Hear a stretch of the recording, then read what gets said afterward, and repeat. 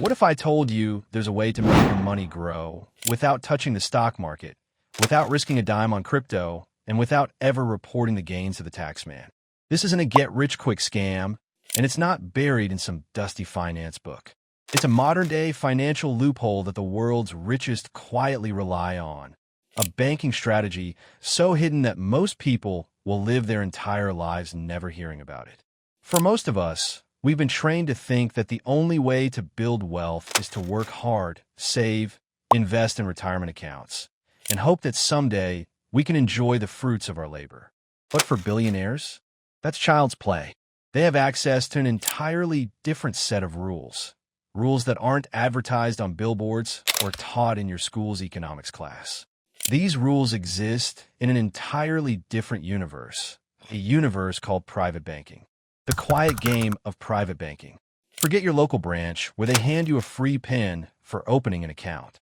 We're talking about private banking, a world where minimum deposits start at $10 million and where clients get financial tools the public isn't even allowed to access.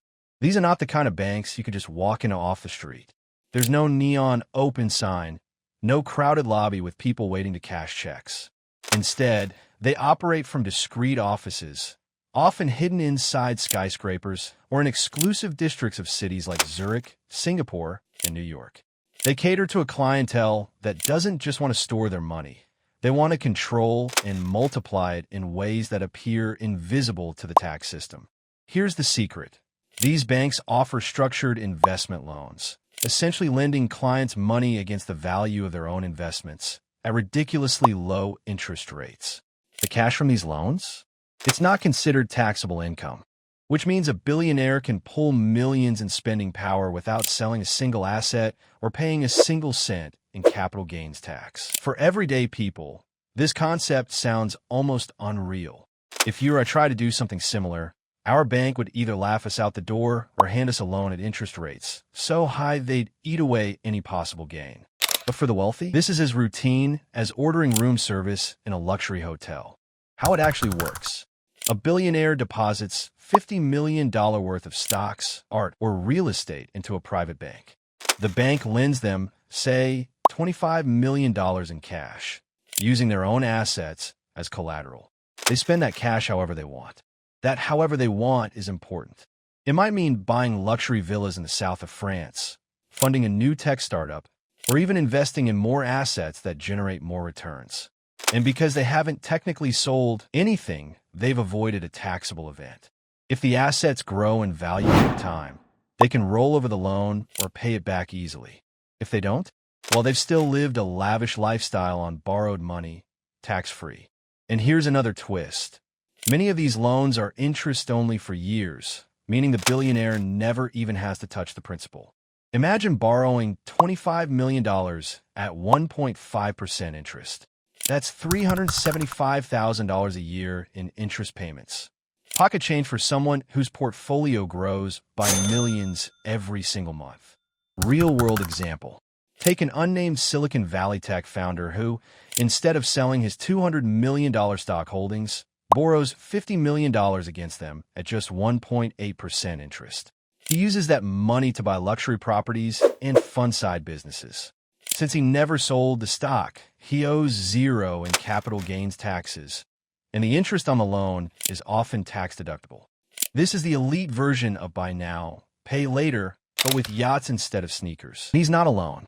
Reports have surfaced that tech moguls, Wall Street executives, and even celebrity entrepreneurs use this same model. Elon Musk famously funded parts of his lifestyle by borrowing against his Tesla shares instead of cashing them out. It's not because he couldn't afford the taxes. It's because avoiding them keeps more money compounding over time. The historical roots. This isn't a brand new invention. In the 1980s, old money families in Europe perfected this tactic with fine art collections and vineyards. They would pledge their priceless Van Gogh paintings or their historic estates as collateral, receive massive loans, and then reinvest or spend without triggering taxable sales. Over time, Wall Street adapted it for stocks and corporate bonds. Today, thanks to globalization and digital banking, billionaires can move this strategy across jurisdictions, making it almost impossible for one country's tax system to track. Some families have been using variations of this strategy for generations. In effect, the wealth never changes hands in a taxable way. It just shifts shape from stocks to loans to real estate to more investments, and the taxman is left chasing shadows. The risks. Critics say this is more than a clever financial move. It's a dangerous game. Because if markets crash, the collateral value can sink overnight, forcing the billionaire to either repay the loan or hand overpriced assets. But here's the twist. Many of these private banks guarantee that their VIP clients will get special restructuring terms, something ordinary people will never see. And then there's the ethical debate. While average workers pay income tax on every paycheck, the wealthiest are spending millions a year without ever triggering a taxable event. Politicians on both sides have called this legalized tax evasion, but the banking lobby is powerful, and history shows that these loopholes usually stay open far longer than people expect. Some tax reformers are calling for a mark-to-market system where unrealized gains are taxed annually. But the wealthy have armies of lawyers and lobbyists to push back. So whether that ever happens is another story. Why you'll never be offered this. The minimum wealth barrier ensures that this system stays out of reach for the middle class. Even if you tried to replicate it with $100,000 worth of stocks, the interest rates would be higher, the loan-to-value ratio much lower, and the tax benefits far less attractive. In short, the ladder is pulled up before you can even touch the first rung. It's not that banks don't want your business. They just want the kind of business that's already dripping in millions of dollars in guaranteed collateral. The most shocking part isn't that billionaires are doing this. It's that it's all perfectly legal. For decades, tax codes have been written in ways that reward wealth over wages. The system doesn't just allow this banking strategy, it encourages it.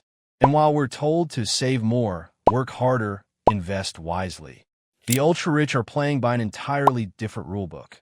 One where their wealth creates more wealth, shielded by layers of legal protection. The next time you hear about a billionaire buying a new sports team, funding a private space project, or donating hundreds of millions to charity, remember, it's entirely possible that money never touched a tax form. This isn't about envy, it's about awareness. Because the more we understand how these systems work, the more we can push for transparency, or at least stop believing the myth that the rich are playing the same financial game as the rest of us. The game is real. The stakes are high.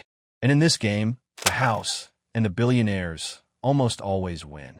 If you want more deep dives into the hidden financial systems shaping our world, make sure to subscribe. The stories they don't want you to know are the ones we'll keep bringing to light. Your awareness is your best defense. Stay informed, stay curious, and never stop asking the uncomfortable questions.